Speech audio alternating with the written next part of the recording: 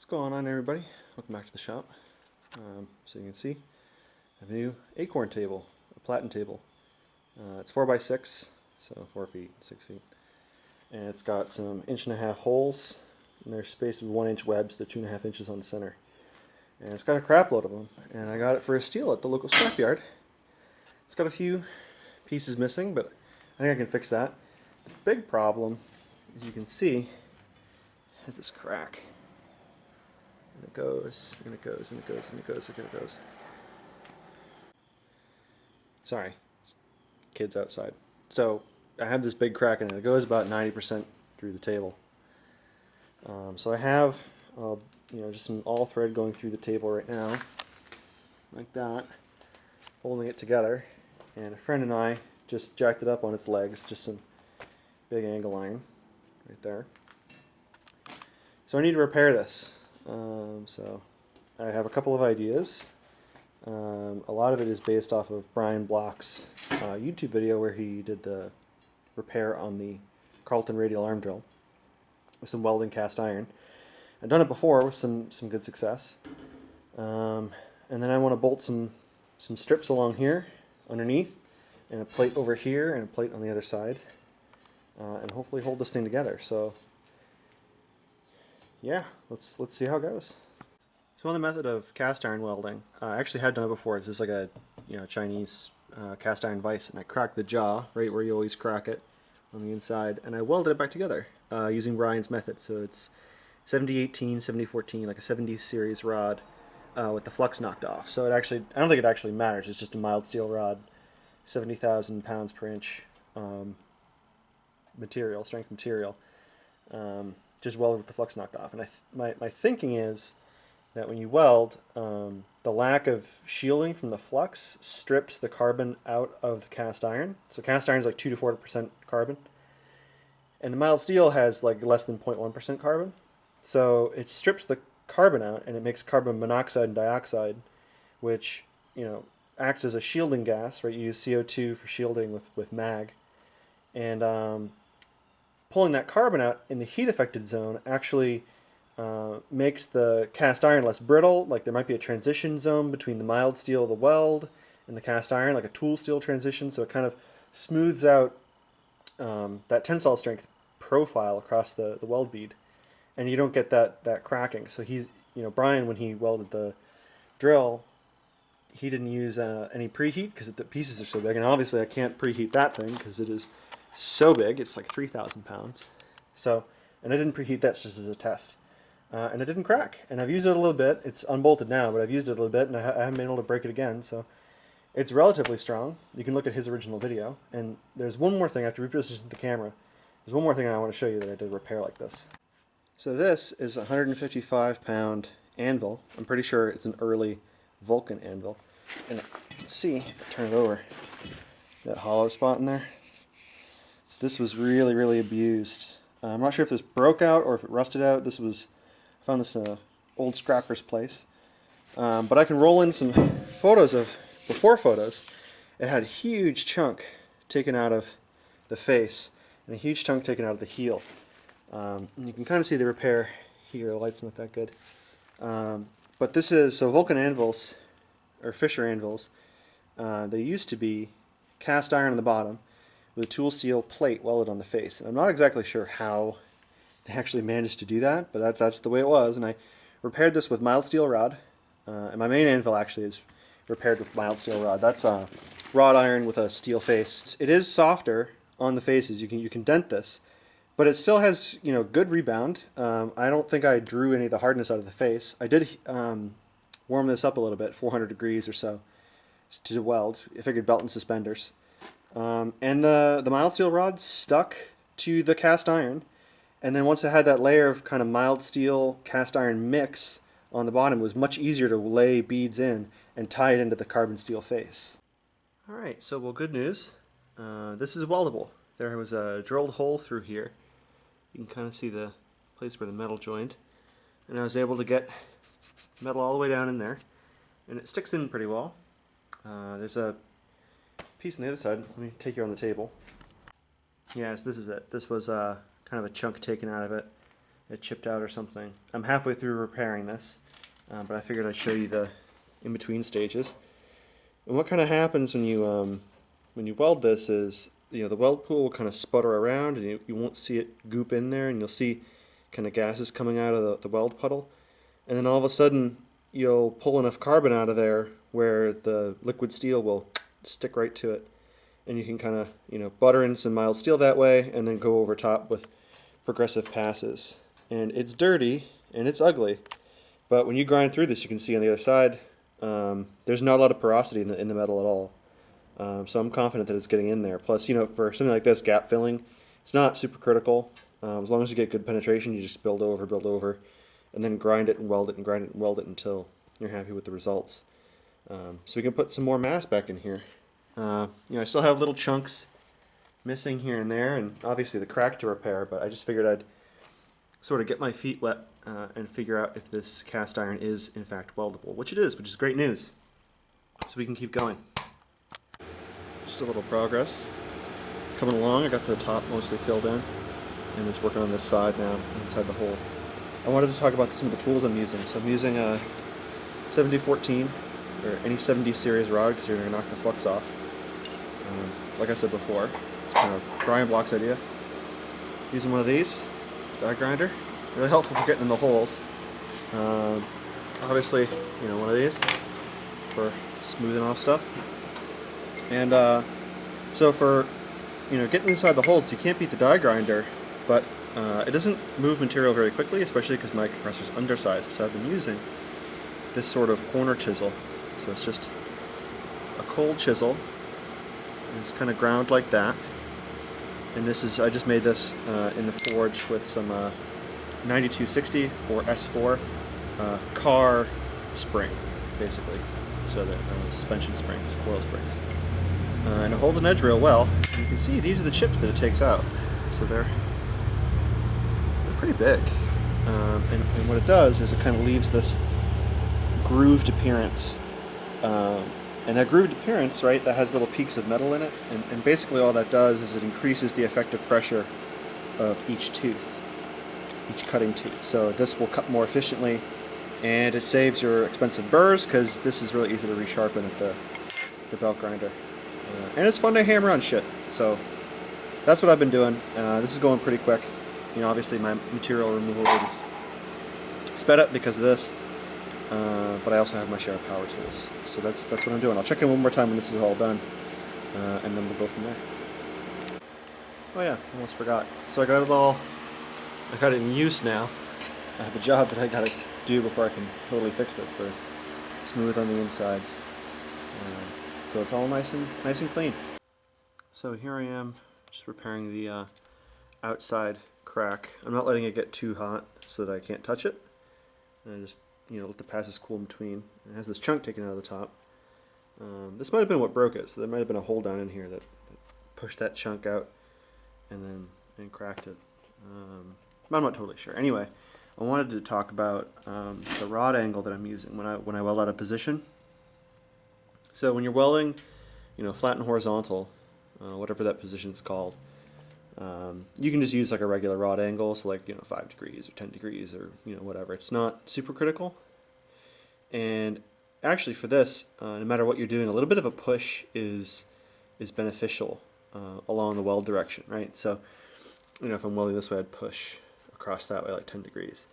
And what I think that does is the arc ahead of the puddle kind of blows the cast iron up a little bit, or it ablates that carbon, or whatever you want to call it. Allows it to bubble out, and then the weld pool behind the rod is sort of filling in, and as you go, that liquid metal flows into the cast iron that the arc has kind of ablated ahead. So it's sort of like when you use 6010 or 6011, where you sort of whip and pause, or whip and come back a little bit, so 2 steps forward, 1 step back. You're sort of prepping your weld area, and then you come back and fill it, and then you prep, and then so it's sort of that gouging technique that you do with 6011 or 6010. So for uphill, or for vertical rather, I prefer to do uphill with that slight push angle, and what that does is 2 things. So at first, it gouges out the parent metal, like I was talking about before, and it also this this puddle with no flux on it is really goopy. You can kind of see how it likes to droop, as you're going, and then it leaves these voids underneath, so you have to get under there and weld that out. I'm sorry, grind that out and then weld over it again, which is fine. Most of the time it's not a problem. This I did a little bit too much because I was just trying to gouge into that area right there. But coming up, all you do is you weld up, and that way the arc force is kind of pushing against gravity, and you don't get as much sag in the weld puddle. That's all I'm trying to say. So it's nice and flush right here. I gouged it out maybe a 1/4 inch. I don't have my ruler here, but you can see it's nice and flush now. So that's a 1/4 inch weld bead in there, and there's some little, you can see it's never a perfect join along the edges, but right here, right here you can see I blended it in pretty well. So all this consists of is kind of touching that with the grinder, welding it, touching it, and welding it back up, and eventually it gets to be something like this, where you can't see where the mild ends and the cast iron starts. So yeah, I just wanted to kind of show this mid-process vertical weld, and just repeat for the 800th time that this is going well. A friend dropped off mag drill, and what I've been doing is just drilling and tapping these 3/8. So I finish it off with a bottoming tap, and I started off with I think it's a spiral point tap or gun tap, something like that. So I'm putting the studs down, and I'll tap them for the studs, and then for this portion that's unthreaded, I'll just drill enough so that they seat all the way down to the bottom, nice and tight, and I'll cut the heads off, and then I'll V this out, and it'll be time to weld it. Another friend of mine, I know who you are, cut out this kind of sick medieval plate for me for the side, and the idea was to have it line up with the webs so that I could bolt it in from the side here. Unfortunately, I can't measure, so I don't know if you can see that, but it's slightly off. Yeah, kind of a lot. But good news is it'll go through the holes, every single one. So then I'll just be bolting through that thickness to get this plate across here. I'm not sure if that's a bad thing. We'll see. But yeah, that's what I'm doing right now. So a lot of drilling, a lot of tapping. I'm just going to go all the way down this crack. And I might try to tackle the straps from the bottom. I'll talk to you about that when I do that. But yeah, that's what I'm doing right now, just running this mag drill.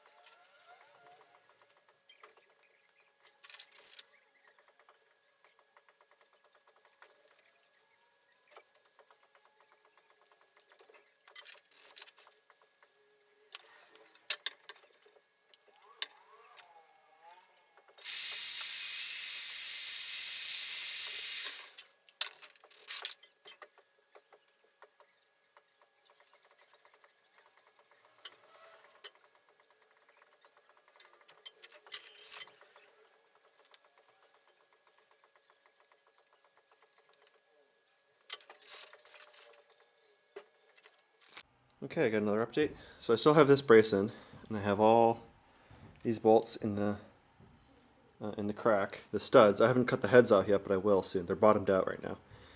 And I want to take this out and do these 2 more studs, so I'm just going to put in this plate. And I thought that I had measured wrong, and my friend cut this plate for me based on my incorrect measurements. So I thought I was going to be drilling into the webs. But that's actually not true. When I bought these bolts, these 5/8 bolts, they're only like 1.5 inches long.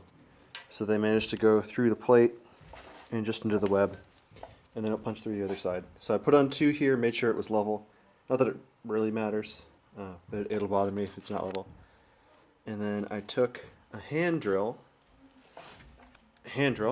with a 5/8 bit, and just marked, I don't know if you can see those, marked those, and then I'll come in here with the Hugin and use the 17/32, drill those out, and then tap them for 5/8, put these in, and then once this plate's on nice and tight, I can take this off and do these 2 more studs. And then that'll be pretty much it until we flip this thing and do the bottom, and then I gotta weld it all out. Yay! That's my progress so far.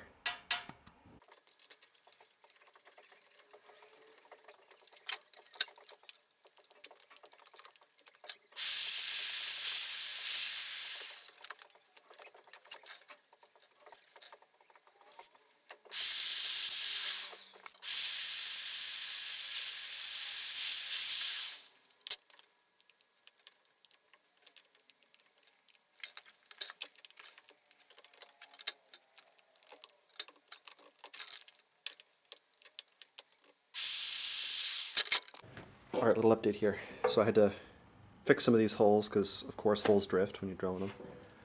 But I got it in pretty quick, got this plate in. Missing this hole because I need to fill that in, so I'll do that later. And then each of these pins, these studs, I have drilled, tapped, sunk, and they're ground flush now, so we can flip this thing over. So I've been working fast because my buddy Eric is coming over, so hopefully I'll get some of that. I want to access the bottom side now, and I want to drill and tap for the strips that are going to help this thing not sag anymore, and then I'll cut out those sections and we'll weld them up on the bottom, flip it back, and then just weld the top, and it should be ready to go. This has been it's been a faster project than I thought, actually. A lot of work so far, a lot of work to go. So okay, so my buddy showed up and it was a flurry of activity, so I didn't record anything, sorry. We got an engine hoist here, and you can see the table's flipped upside down. So what we did is we picked up this end, and then we had a chain hoist on this end. So we picked it up all the way so it was standing on that edge, and then we let out the chain hoist as we lowered it, and it allowed it to flip over. So we switched the side of the chain hoist. Anyway, I got all these straps, and I've been teasing these before. So there are straps in the web, and they're bolted, and I have 3 bolts on either side of the crack. And they're just 3/8 bolts, so I got a shitload of straps to do. But I got that skirt done, this skirt done. We managed to break a tap in there, but whatever, no big deal. I'll take it out and we'll fix it later. And I gotta do, what, 1, 2, 3, 4, 5, 6, 7, 8 straps on the inside. So basically these will be bolted down to the table, and if the table wants to like flex like this, it's going to have to overcome the friction between the bottom of the table and the strap, and then it's going to have to shear all the bolts off if it wants to flex. So this is basically like a sling underneath, and it's going to just prevent the table from sagging in the middle and for that crack from opening up. I did notice, so kind of see here, you have one crack coming this way that comes from that end, and another crack on the bottom. This isn't visible from the top. That's not great, so I'm going to have to gouge all these out and weld them, and then I'll grind them flush, and then I'll put the straps back on. And there is one crack over here. That's actually visible from that outer edge. So yeah, this is cracked more than I thought, but luckily these straps are going to cover this second cracked area, and I can just weld it out so it doesn't spread. And that's the plan so far. So pretty good. Real messy. My shop is super messy. I can't wait to get this project over with. But there we go. So I'll update you next time I finish the step. Alright, so I got the welding done. All I need to do now is rig it up to the engine hoist, and we're going to flip it back over. I'll bring you along for that. But got all the welding done. So that second crack that went, in this sort of direction, I got that all welded up. You can see it went in pretty well. And I was using the cold chisels to, keep those corners relatively clean. Got it all bolted across. I think it's like 10 straps or something like that. 6 holes a piece, 60 holes, drilled and tapped. And all welded out. I got it done in probably 2-3 sessions total, taking like 3 hours at a time. So it's a lot of work, but it's like 90% done. It's got to weld the top, but to do that, I got to flip this over. So let me put you on the tripod, and we'll try not to kill myself.